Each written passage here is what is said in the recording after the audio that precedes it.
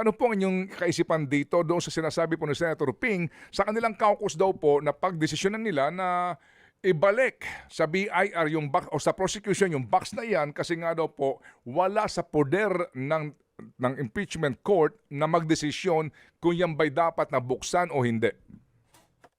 Ako po hindi sang-ayon sa ganong desisyon ng Senado.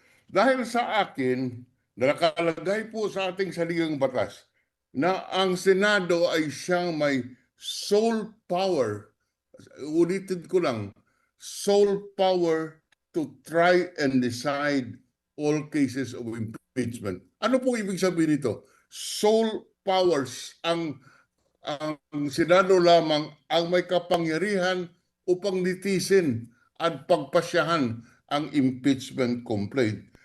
Ngayon, ang tanong, ang ibig sabihin nito, ang kapangyarihan ng impeachment court excludes the President and the Supreme Court. At may kapangyarihan sa akin ang impeachment court upang buksan ang Internal Revenue Return ng mag-asawa. Ito po'y public record na i-file na ito eh. Ngayon, may sinasabi silang Section 71 ba yun ng Internal Revenue Code na ang sinasabi kailangan ang pahintulot ang otorisasyon ng presidente. Sana po ibigay ang authorization para tapos na ang debate. At siguro naman alam ng Office of the President na hinihingi ng Senado ang kanilang authority. Sana po ibigay na para matapos na. Ngunit kung sakali man hindi ibibigay ng Pangulo ang kanyang authorization, kaya pa ba, may kapangyarihan ba ang impeachment court na buksan itong yung BIR box at saka tingnan yung income tax return? Sa akin po, mayroon, may sapat na kapangyarihan. Dahilan po, pag hindi po ginawa ito, baka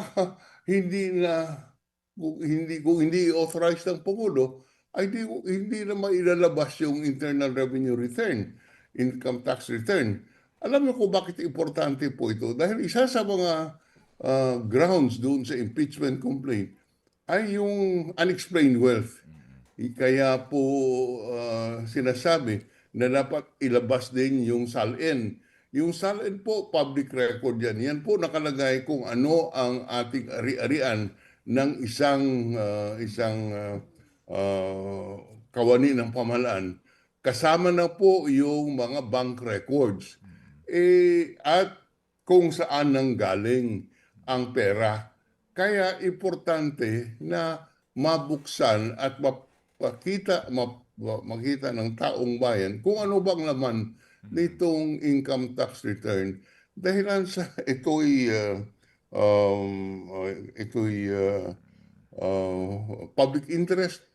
Alam mo, ang tao tinitingnan, binabantayan itong impeachment trial kung ito ba'y malalabas ang katotohanan.